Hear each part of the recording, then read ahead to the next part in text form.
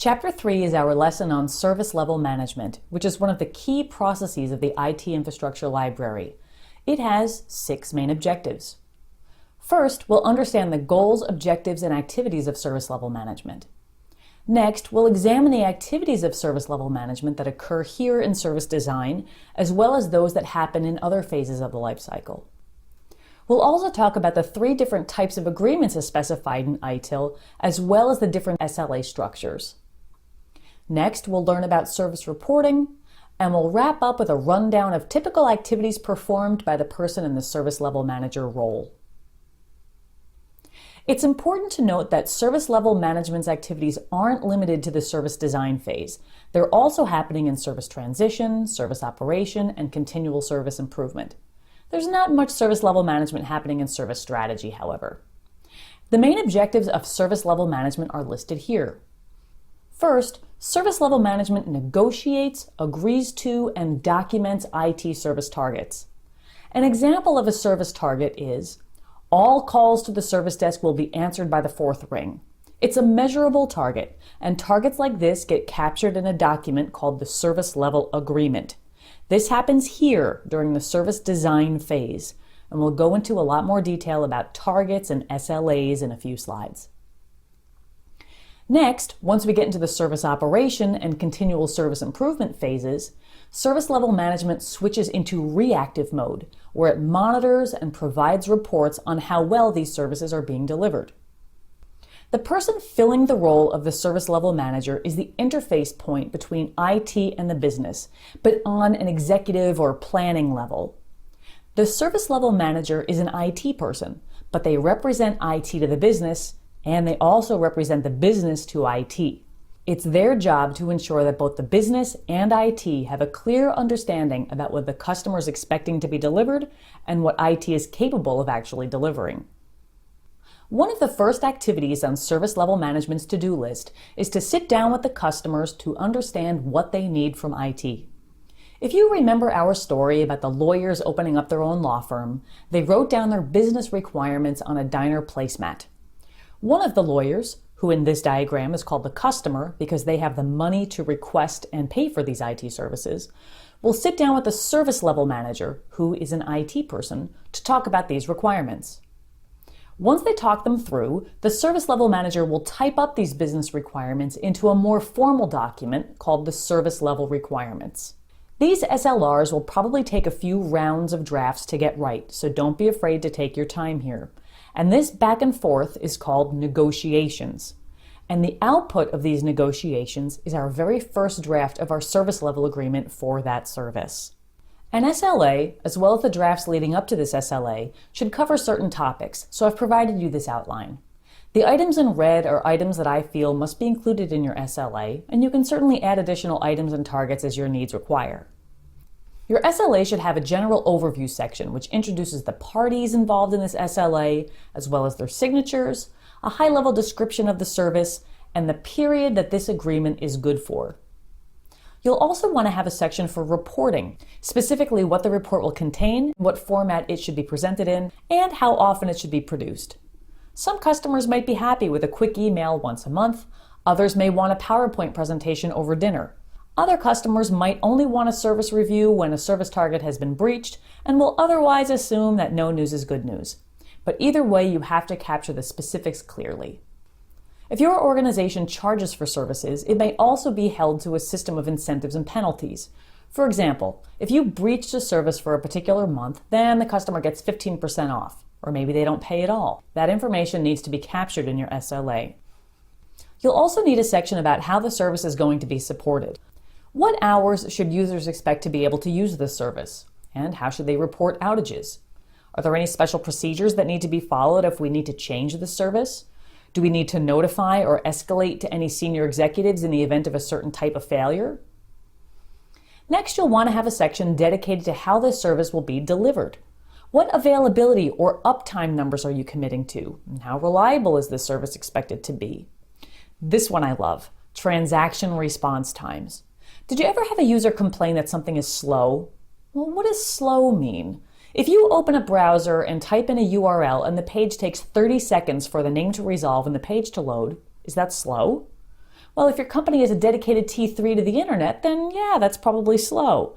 But if you work in a pizza shop with a dial-up connection, then 30 seconds is probably okay. You need to define this stuff or you'll spend all day arguing about it come the day someone complains. Trust me on this one. Let's skip to contingency, meaning what will the IT organization do in the event of a catastrophe? Is this service one of the top 5 things that has to be restored after a disaster, or is this something that can wait? And how can we make sure that it's secure or hack-proof?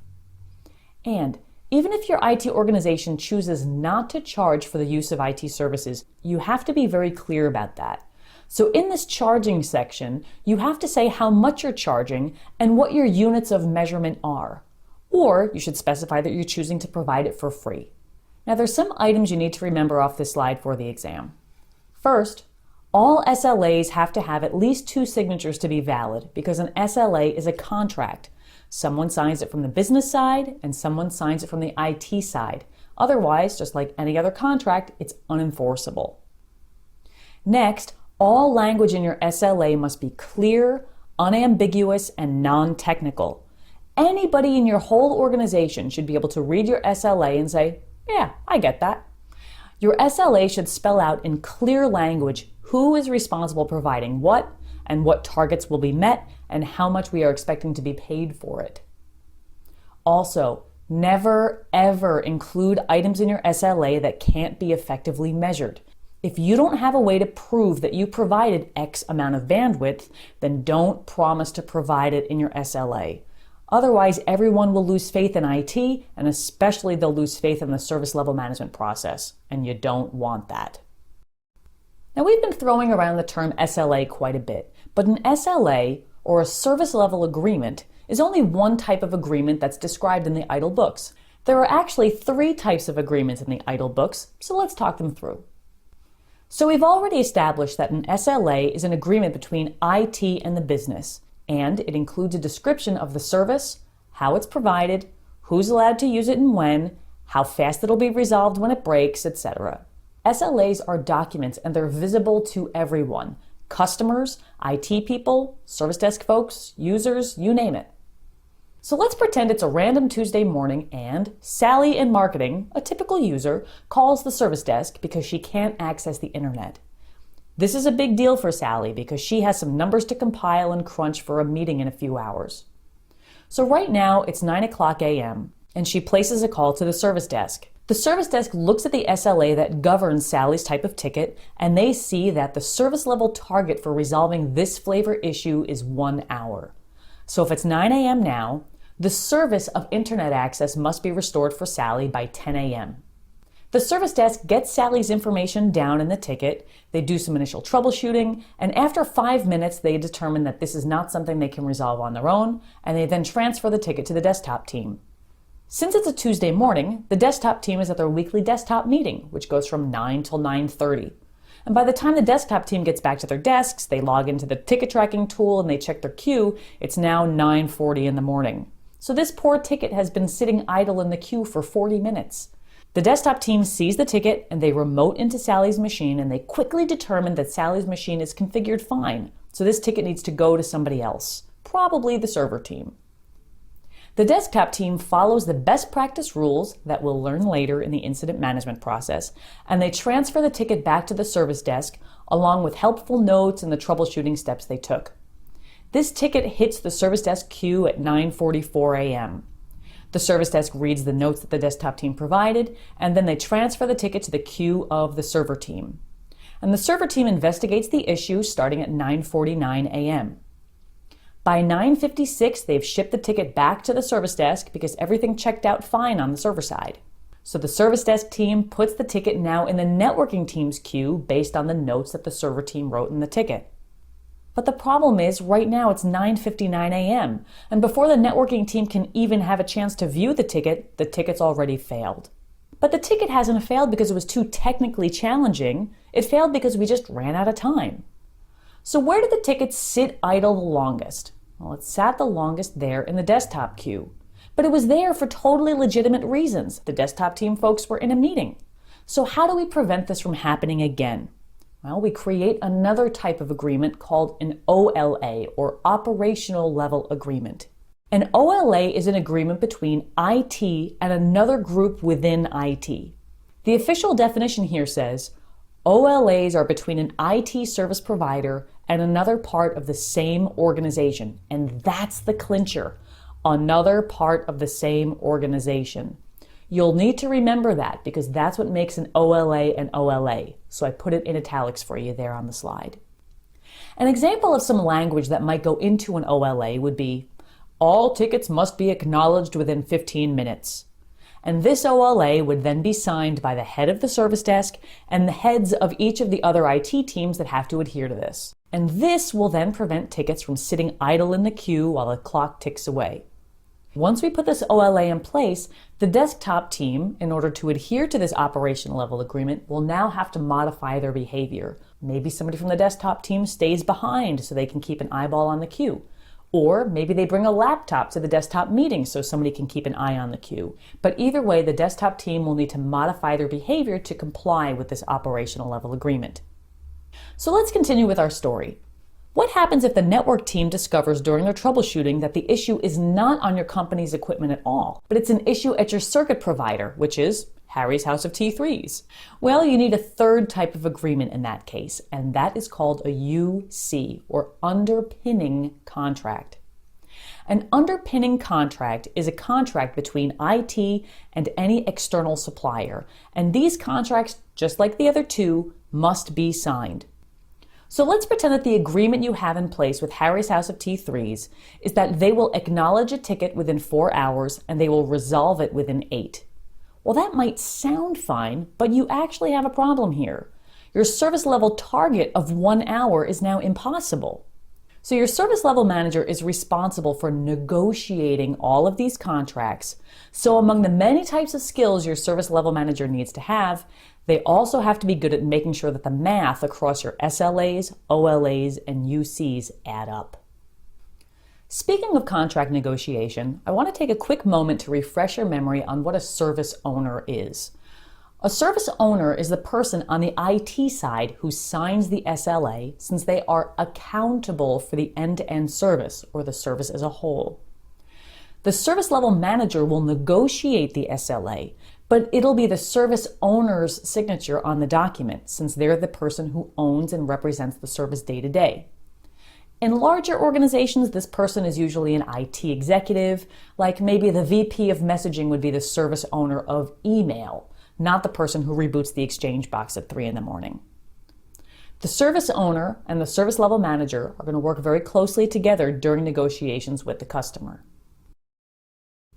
Depending on the size and unique shape of your organization, you can structure your SLAs in a few ways. You can have what we call a service-based SLA, which is where you have one SLA document that applies to all customers because they all use the service in the same way. Everyone gets internet access, and everyone, regardless of who they are and what department they're in, gets access to the internet the same hours as everyone else, and IT will support the service of internet access the same way, regardless of who's calling to say it's broken. The nice thing about having a service-based SLA is that you have one document that covers everyone. The tricky part is that it's hard to find the one person on the business side to sign it. Next, we have a customer-based SLA, which is an SLA that covers all services that a single customer group receives. For example, the finance department has a single SLA document that covers how IT provides the services of a billing system, a payroll system, and a procurement system. This is pretty handy because you have one SLA document for each customer, and it's easy to figure out who on the customer side should sign the SLA. Thirdly, you can take what I like to call the mix and match approach, which is called a multi-level SLA. In a multi-level SLA, you may have, for example, a corporate level SLA, which covers all the generic service level management issues that apply to every customer in the organization. And since these issues are generic, you probably won't need to update them very often. Then you might have a customer level SLA, which covers all service level management issues relevant to one particular customer group, regardless of the service being used. And then lastly, you might get more granular with a service level SLA, which covers all service level management issues that are relevant to that specific service in relation to this specific customer group. So you'll have one for each service covered by the SLA. Now, the nice thing about this multi-level SLA structure is that each SLA document won't be so huge that they're never going to get read. It also avoids unnecessary duplication, and it reduces your needs for frequent updates. On the downside, however, it does mean that you're going to have to put forth some extra effort to keep it all up to date in your service catalog. So your service catalog manager, remember them? The person who keeps your service catalog up to date? Well, they're going to have their hands full in a multi-level SLA scenario, so be nice to them. For the exam, you'll need to be able to list the different types of SLA structures: service-based, customer-based, multi-level, and then also corporate level, because customer level and service level are represented right here. Note that there's no such thing as a technology-based SLA. Once a service is up and running in the service operation phase, it's service level management's job to compile reports and present them to the customer. Don't forget that the customer is the entity or business unit with the money and the authority to request an IT service, and they typically pay for that IT service. In return, the customer gets to use that service, and they also get a report, so the customer can then gauge whether they received good value for their money. The service level manager doesn't compile these reports in a vacuum. Instead, they'll get assistance from the relevant process owners and service owners. But how often should these reports be generated? Well, as often as you promised in your SLA that you'd deliver them. Speaking of reports, it's a best practice to have the front page of your service review report be a SLAM chart, or an SLA monitoring chart. This is a quick, at-a-glance overview of how our SLA achievements have measured up against the targets in our SLA. Most people adopt a red, yellow, green approach since it's instantly recognizable.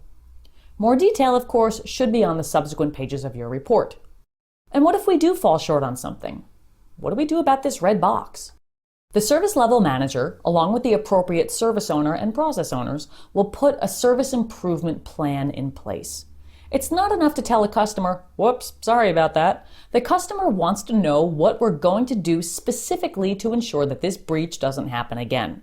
So our service improvement plan will outline what measurable, specific things we will do to address it and the time frame in which we expect it to be corrected. SIPs are drawn whenever there is a need. So if your SLAM chart was all green, you're off the hook. If it had a lot of red, then you might have a bunch of these SIPs running simultaneously. You'll see that I used an icon of this little guy here with a cast on his leg. I put it here so you know that SIPs are a one-off kind of thing.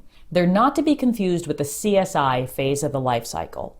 The continual service improvement phase of the life cycle is always happening, even if things are all in the green and going fine.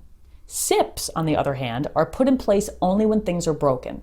So think of CSI as your overall healthy lifestyle, which you can always tweak even if you're in good shape, and a SIP as a band-aid you put on a cut. They're independent things. This slide starts our service level management wrap-up with an overview of the various activities that we do during this process.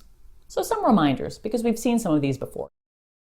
One of the activities that we do here in service level management is we identify service level requirements with the customers during this, our service design phase. Also during the service design phase, we negotiate, agree to, and document service level agreements, operational level agreements, and underpinning contracts. And we review and revise these agreements at least annually. During service operation, we'll monitor our service performance and compile reports to show our customers.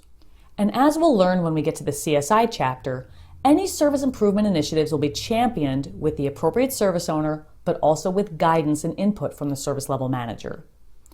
And of course, we're going to maintain good relationships between IT and the business.